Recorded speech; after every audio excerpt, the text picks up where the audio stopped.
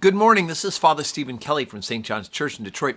We're continuing our series of daily morning meditations where we generally look at one or another of the lessons that are assigned for morning or evening prayer, what is known as the daily office lectionary. And today's Friday. I thought we would jump back into St. Paul's letter to the Galatians. We are up to chapter number 3. Now remember, St. Paul is writing to this community in Galatia, a community that he has helped to found, and apparently they've gotten off of track. And so this letter is a way for them to be brought back into the fold and brought back to the right practice of the faith. Apparently there are some people around the church and in the church that are trying to convince the people of Galatia that they have to somehow become Jews in order to be good Christians. And what they mean is that they have to keep the law. They need to do things like circumcision of males. In order to be Christians, you need to be a Jew first. And this is certainly not at all what has been taught by the church, and St. Paul is trying to drive home to those people in Galatia that those who are teaching such things and other strange doctrines are accursed, as we heard earlier on in the letter to the Galatians. Right? He said, anybody who adds to our gospel, let them be accursed. So here we are back to chapter 3, the beginning at verse 1, and St. Paul is trying to drive home the fact that it is by faith, not works, that we accomplish these things. Now, grant you, works are to be done. We are to be involved in the works that are good and things that are efficacious for us, but that our salvation is by faith in Jesus Christ. So here's what St. Paul has to say beginning in the first verse of chapter 3. O foolish Galatians, who hath bewitched you, that ye should not obey the truth, before whose eyes Jesus Christ hath been evidently set forth, crucified among you? This only would I learn of you. Receive ye the Spirit by the works of the law, or by the hearing of faith?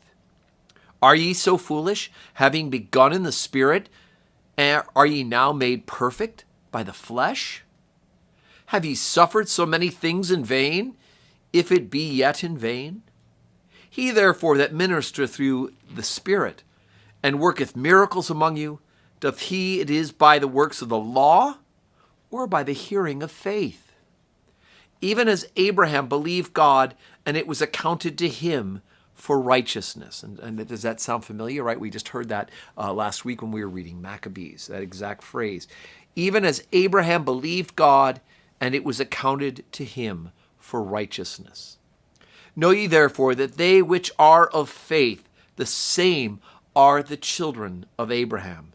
And the scriptures, foreseeing that God would justify the heathen through faith, preached before the gospel unto Abraham, saying, in thee shall all nations be blessed.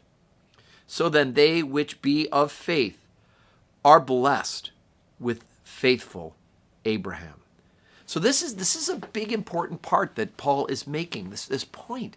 And that is that the real children of Abraham aren't the blood descendants per se, and that's the original covenant between God and the people of the Jews, had to do with blood lineage, right? You are of the seed, the physical seed of Abraham, Isaac, and Jacob, right? Jacob changed his name, was changed by God to Israel, and he had 12 sons. Those 12 sons are the 12 tribes of Israel. And so to be in that original covenant was to be by blood relation to Abraham. But now St. Paul is making the point that because salvation is actually an act of faith, we are imitating Abraham, because it was Abraham's faith that sealed the covenant, and then the outward manifestation was the works, the circumcision.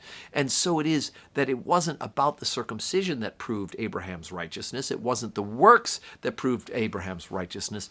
It was the faith that he had that God was speaking to him, and that God would be faithful to him if he were faithful to God. And so it is by faith that is reckoned as righteousness, not by works. And the same is true for us, brothers and sisters.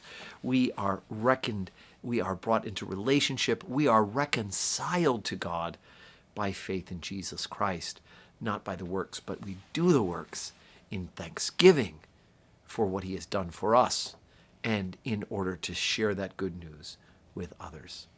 So it's Friday, and I do hope that you have signed up to attend one of our services this weekend for Sexagesima Sunday.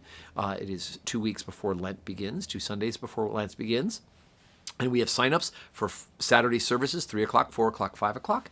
And then we have also on Sunday, 7:30 morning prayer, 8 o'clock Holy Communion, 9 o'clock, 10 o'clock, 11:30 and 12:30 Holy Communion, and 5 p.m. evening prayer with the opportunity to receive communion. So plenty of opportunities to join us for worship and by righteousness and faith in Jesus Christ. And then, of course, we are eating his flesh and drinking his blood, as he says, we have no life in us unless we do, John chapter 6.